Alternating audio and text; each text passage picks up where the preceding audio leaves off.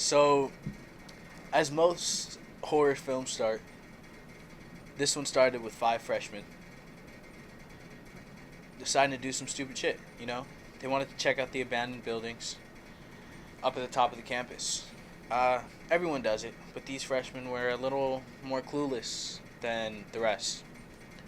So, they're checking out these buildings, right? And they're going through, and they're like, they're not seeing much, you know?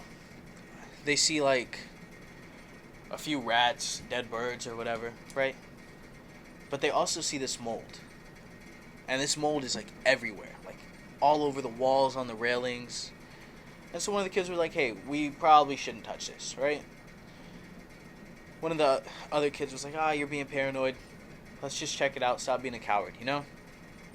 So they're sitting there, they're going through the first building, and they feel like something's watching them. Something's stalking them, you know?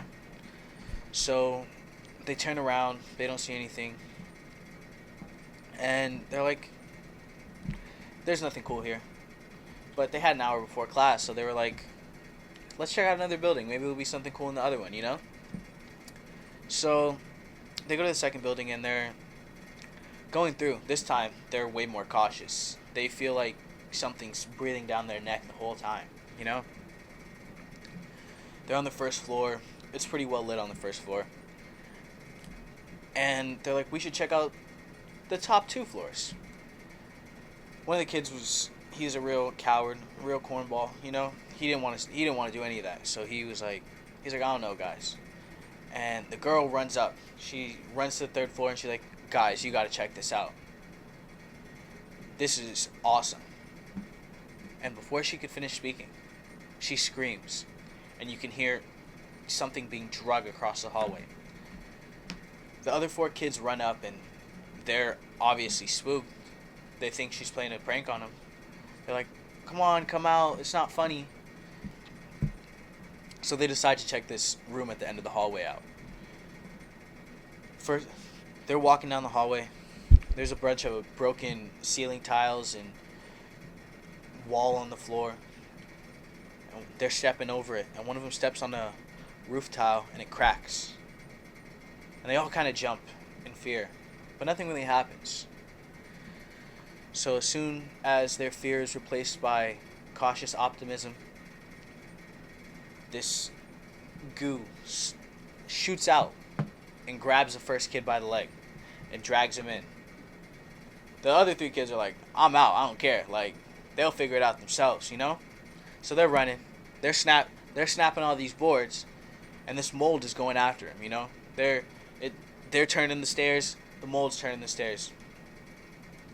The kid in the back is running, snaps one of the stairs, and his leg gets stuck. And he's like, come back, guys. Like, I'm right here. You can help me. The other two was like, I don't care. I'm not going to be in it, you know?